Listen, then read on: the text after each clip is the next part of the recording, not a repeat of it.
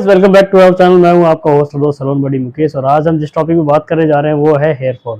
Mostly India में इस time पे बहुत से ज़्यादा 80% लोग परेशान है हेयर फॉल से और उनको ये भी कंफ्यूजन रहता है कि मेरे जो डेली बेसिस से बाल गिर रहे हैं कि वो हेयर फॉल है या फिर वो कुछ और है। उनके हेरिडिटी की वजह से बाल ऐसे गिर रहे हैं या स्ट्रेस से गिर रहे हैं या फिर मेडिसिन का इफेक्ट है। इस पूरी चीज़ों को जानेंगे और साथ साथ ये भी जानेंगे हमारे हेयर ग्रोथ का पैटर्न क्या होता है और उसको किस तरीके से जान सकते हैं कि हमारा किस टाइम पे कौन सा हेयर फॉल हो रहा है और सीजनल हेयरफॉल है या फिर हमारा हेरिडिटरी वाला हेयरफॉल है। इन सब चीज़ों को हम इस पूरी वीडियो में डिटेल में देखेंगे। और अगर आपने हमारे इस चैनल को सब्सक्राइब नहीं किया तो हमारे चैनल सलोन बॉडी को आप जरूर सब्सक्राइब करें। और इस वीडियो पे बात करने जा रहे हैं वो है हेयरफॉल। हेयरफॉल मोस्टली बहुत ही ज़्यादा इस टाइम पे इंडिया में देखा जा रहा है, चाहे वो वुमेन्स में हो चाहे वो मेंस में हो। इस टाइम पे हेयरफॉल इतनी ज़्यादा हो चुकी है कि 80% लोग परेशान है, यहाँ तक कि यंगस्टर्स भी इतनी ज़्यादा परेशान है कि उनको हेयरफॉल हो रहा है।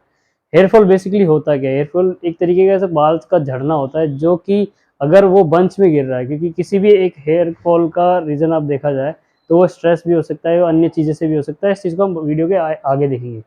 हेयर फॉल तब माना जाता है जब आपके बाल अगर 100 टू 50 से अगर आपके 100 बाल अगर डे के गिर रहे हैं और उस तब तक वो नॉर्मल माना जाता है। अगर उससे ज़्यादा बंच में यानी कि गुच्छे के गुच्छे अगर आपके बाल गिर रहे हैं तो वो हेयर फॉल माना जाता है। अगर 50 से 100 के बीच में अगर आपके बाल गिर रहे हैं तो वो नेचुरल माना जाता है, क्योंकि वो रेस्टिंग पीरियड हो सकता है, फॉलिंग स्टेज हो सकती है। इसी तरीके से हम जानेंगे पहले कि हमारे हेयर ग्रोथ का पैटर्न क्या होता है। बेसिकली हमारे हेयर ग्रोथ का जो पैटर्न होता है वो 3 तरीके से होता है। उसमें 3 फेसेस ऐसे से होते हैं जो कि जिस टाइम पे हमारे बाल या तो उग रहे होते हैं या रेस्टिंग पीरियड में होते हैं या फिर वो उस टाइम पर आ जाते हैं जिस टाइम पे हम स्टाइलिंग करते हैं तो वो गिरने लग जाते हैं या फिर किसी और कारण से वो हमारे हाथ में आने लग जाते हैं। तो सबसे वाला फेस होता है वो फेस होता है एनाजन फेस। एनाजन फेस वो फेस होता है जिसमें बाल बेसिकली डर्मल पपीला जो हमारा होता है, हेयर के नीचे जो एक बल्ब होता है उससे निकल के इधर से बाल उगना चालू करता है। इस फेस को कहते हैं हमारे एनाजन फेस। इस एनाजन फेस के अंदर बेसिकली बाल नए तरीके से ग्रोथ करता है और बाल उगना चालू कर देता है। इस फेस के अंदर जो बाल होते हैं वो मोस्टली 85 से 90% जो बाल होते हैं ये इस टाइम पे हमारे जो सर के बाल हैं उनमें से 85 टू 90% जो बाल हैं वो पूरे के पूरे एनाजन फेस में होते हैं। इस फेस का कम से कम ड्यूरेशन होता है 2 महीने से 7 महीने तक। तो अगर आपको ऐसा लग रहा है कि आपके बाल झड़ चुके हैं और अगर आपको फील हो रहा है छूने पे कि वो बाल उग रहे हैं, तो हो सकता है वो एनाजन फेस में हो। तो इससे डरने की ज़रूरत नहीं है। आपका हेयर फॉल शायद वो सीज़नल हो सकता है जिसकी वज़ह से वो झड़ गए हों और आप दोबारा उगना चालू हो जाएँ। अब उसके बाद में बात करते हैं कैटाजन फेस। कैटाजन फेस एक तरीके से वो फेस होता है जिसके अंदर जब ये डर्मल पपीला अपने बाल नया प्रोड्यूस करने लग जाता है और ऊपर का बाल हमारा स्किन से ऊपर आ जाता है और इस टाइम पे ये हमारे डर्मल पपीला से डिटैच हो जाता है। मतलब ये इस तरीके से इसमें गैप आ जाता है। इस फेस को कहते हैं कैटाजन फेस। इस फेस के अंदर हेयर के अंदर जो हेयर बल्ब जो है हमारे बाल जो हमारा डर्मल पपीला से डिटैच हो जाता है और बाल हमारा रेस्टिंग पीरियड की तरफ भागने लग जाता है। इसका पीरियड होता है 2 से 3 हफ्ते तक का।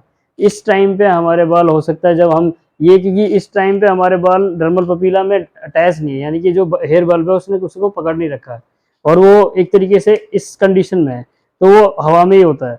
तो ये इस टाइम पे फॉलिंग स्टेज पे होता है, यानी कि ये अगर हम कोई ज़्यादा स्टाइलिंग करते हैं या फिर हम कॉम्ब बार-बार करते हैं और जो उस समय पे बाल आते हैं, जो सो रहे हैं तो सोते टाइम पे हमारे बाल दब जाते हैं और तकिए पे आ जाते हैं। वॉश करते टाइम जब हमारे बाल आते हैं, तो बेसिकली वो फॉलिंग स्टेज की वजह से ही होता है। अगर हम उसको ज़्यादा प्रेशर डालेंगे तो वो ज़्यादा गिरेंगे और उस टाइम पे हो सकता है कि हमारा स्कैल्प ज़्यादा खाली दिखने लग जाए और हमें ऐसा लगे कि हमारा हेयर फॉल बढ़ रहा है। तो ये चीज़ एक तरीके से ये हो सकता है कि आपका फेस कैटाजन फेस में हो और आपका बाल जो है फॉलिंग स्टेज पे आ चुका हो। इसीलिए आपको कहा जाता है कि आप ज़्यादातर अपने बालों को पुल ना करें, ओवर स्टाइलिंग ना करें और उसको किसी तरीके से वॉश के टाइम पे खींचे नहीं। उसके बाद में फेस आता है टेलोजन फेस। टेलोजन फेस वो फेस होता है जिसमें रेस्टिंग पीरियड होता है।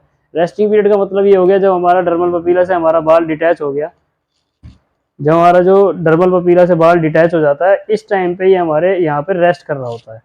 इस रेस्टिंग पीरियड के दौरान बाल हमारे कम से कम 10 से 15% बाल जो है इस टाइम पे हमारे ये रेस्टिंग पीरियड पे होते हैं। ये रेस्टिंग पीरियड वो होता है जब हमारे बाल रेस्ट कर रहे हैं और इस टाइम पे हमारा नया बाल उगना भी चालू कर देता है और वो बाल किसी भी तरीके से नेचुरल हवा आने से या फिर जैसे मैंने आपको बताया उस चीज़ से उड़ के गिरने भी चालू हो जाते हैं।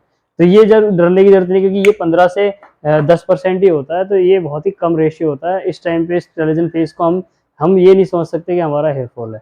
इसका कम से कम ड्यूरेशन होता है 3 से 4 महीने, यानी कि 3 से 4 महीने, जैसे कोई सीज़न आ गया, आपका रेनिंग सीज़न आ गया, उस टाइम पे आपका मान लीजिए कि टेलोजन फेस है और आपको बाल बहुत ज़्यादा गिरने लगे और वो रेस्टिंग पीरियड में, और आपने, क्योंकि उस टाइम ह्यूमिडिटी ज़्यादा होती है और आपने कॉम्ब करना चालू कर दिया, बार-बार वॉश कर रहे हैं ताकि ऑयल जमा ना हो, तो उस टाइम पे आपके बाल ज़्यादा आपके हाथ में दिखते हैं, जिसकी वजह से आपको लगता है कि आपका हेयर फॉल हो रहा है। हो सकता है उस टाइम वो टेलोजन फेस पे हो। और आपको एक बात और बता दूँ कि एक हेयर की जो साइकिल होती है वो कम से कम 20 टाइम्स होती है। यानी कि एक जो हेयर है वो 21 बार उगता है और 21 बार टूटता है, ये इसकी साइकिल होती है। तो एक बाल का उगना 21 बार होता है अगर उसको डिस्टर्ब नहीं किया जाए तो। अब बात करते हैं हेयर फॉल के रीज़न क्या होते हैं। अब हमने बात कर ली कि हमारे जो फेस है, इसमें हमें समझ में आ गया कि एनाजन, कैटाजन और टेलोजन फेस में हमें समझ में आ गया कि अगर हमारे हेयर फॉल है तो हम उसको किस तरीके से जज कर सकते हैं कि हमारा ये रेस्टिंग पीरियड तो नहीं है, ग्रोथ वाला पीरियड तो नहीं है, या फिर हमारा फॉलिंग स्टेज तो नहीं है। तो इस टाइम पे हम ये जान सकते हैं कि हमारा हेयर फॉल है भी कि नहीं। और रीज़न अब जानते हैं हेयर फॉल के कारण क्या हो सकते हैं। देखिए हेयर फॉल के बहुत से कारण हो सकते हैं, जैसे हार्मोनल चेंज। हार्मोनल चेंज अगर आपके अंदर, बॉडी के अंदर किसी मेडिसिन की वजह से आ रहे हैं, तो उससे हो सकता है आपके स्कैल्प में जो आपके स्कैल्प का पीएच लेवल होता है वो किसी तरीके से डिसबैलेंस हो जाए, और हो सकता है आपके जो इस साइकिल के अंदर कोई गड़बड़ आ जाती है जिसकी वजह से तो आपका हेयर फॉल होने लग जाता है। हार्मोनल चेंज वही होता है आपका स्ट्रेस। सबसे ज़्यादा माना जाता है कि स्ट्रेस की वजह से आपका हेयर फॉल होता है, क्योंकि आजकल वर्कलोड इतना आ गया है कि आप लोग ना तो उस पे खाने पे ध्यान दे पाते हो, और जितना प्रेशर आप हेड पे डालते हो उसकी वजह से आपका स्ट्रेस बढ़ता है। आपका हार्मोनल जो डिसबैलेंस है वो कई बार स्ट्रेस से भी हो जाता है, उसकी वजह से भी आपके बाल झड़ने लग जाते हैं। तो आपको स्ट्रेस कम लेना चाहिए। और न्यूट्रिशन, अगर आप स्ट्रेस ज़्यादा लोगे, वर्कलोड पे ज़्यादा ध्यान दोगे, तो आप न्यूट्रिशन नहीं ले पाओगे। काम का ध्यान देते टाइम आप खाना नहीं खाते, जिसकी वजह से लैक ऑफ न्यूट्रिशन हो जाता है, जिसकी वजह से आपका हेयर फॉल बढ़ सकता है। हो सकता है कि आपकी हेरिडिटरी हो, आपकी मम्मा की तरफ से, आपके फादर की तरफ से, आपका जेनेटिकली किस तरीके से आपको ये हेयर फॉल जो मिला हो। अगर ये ज़रूरी नहीं है कि आपके अगर मम्मा के यहाँ पे बाल किसी के गिरे हुए हैं और आपके दादा की साइड में आपके बाल एकदम सबके ठीक थे, तो हो सकता है कि आपका हेरिडिटरी ना हो, क्योंकि वो आपका फादर की साइड चले जाए। और हो सकता है अगर मदर की साइड में बाल ठीक हो तो मदर की साइड पे आ जाए। और अगर दोनों साइड में अगर आपका हेयर फॉल हो रहा है तो ऐसा नहीं है कि आपका बाल गिरेंगे। वो एक पर्टिकुलर एज के ऊपर ही डिपेंड करता है कि आपको किस एज में बाल गिर रहा है। तो इसको आप ज़्यादा ध्यान ना दें, क्योंकि ये एक तरीके से साइकोलॉजिकल इफेक्ट भी डालता है। अगर आप जिस चीज़ के बारे में ज़्यादा सोचते हो तो आपका माइंड उसके बारे में ज़्यादा चीज़ें दिखाने लग जाता है। तो इसीलिए आपको थोड़ा सा इसको अपने आप को देखना पड़ेगा। इसको सॉल्यूशन क्या है? बेसिकली हेयर फॉल के सॉल्यूशन एक ही है कि आप किसी अच्छे ऑयल का इस्तेमाल करें। अच्छे से ऑयल को अपने पोर्स पे लगाएं, सर्कुलर और नॉन सर्कुलर मूवमेंट में, जिससे कि आपके पोर्स के ऊपर जो ब्लड सर्कुलेशन है वो बढ़ेगा और ऑयल अब्जॉर्ब होगा, जिससे आपकी ग्रोथ जो है, ग्रोथ पैटर्न में जो इजाफा होता है और साथ साथ हेयर बढ़ता है। और उसको लेस स्ट्रेस, यानी कि देख लीजिए वही बात आ गई कि आपको कभी भी स्ट्रेस नहीं लेना चाहिए ज़्यादा, नहीं तो आपका हेयर फॉल बहुत ज़्यादा बढ़ जाएगा। परफेक्ट डाइट, आपको डाइट पे ध्यान देना पड़ेगा, हर तरह के मिनरल्स खाने पड़ेंगे ताकि आपको किसी भी तरीके से हेयर फॉल का सामना ना करना पड़े। और बाद में डॉक्टर, अगर आपका हेयर फॉल ज़्यादा ही क्रिटिकल हो चुका है, आपका बंच के बंच गिर रहे हैं और वहाँ पे पूरा पैच आ गया है, तो आपको डर्मेटोलॉजिस्ट को दिखाना चाहिए, क्योंकि उस टाइम पे हो सकता है कि वो कुछ ऐसी मेडिसिन दे दें जिससे आपके हेयर फॉल और आपका जो हार्मोनल डिसबैलेंस है उसको ठीक कर दें, और हो सकता है उससे आपका हेयर फॉल रुक जाए। तो बेसिकली आज हमने इस छोटे से वीडियो में ये जान लिया कि हमारा ग्रोथ का क्या फेस होता है, हमारा रीज़न क्या होते हैं, हमारे सॉल्यूशन क्या हो सकते हैं।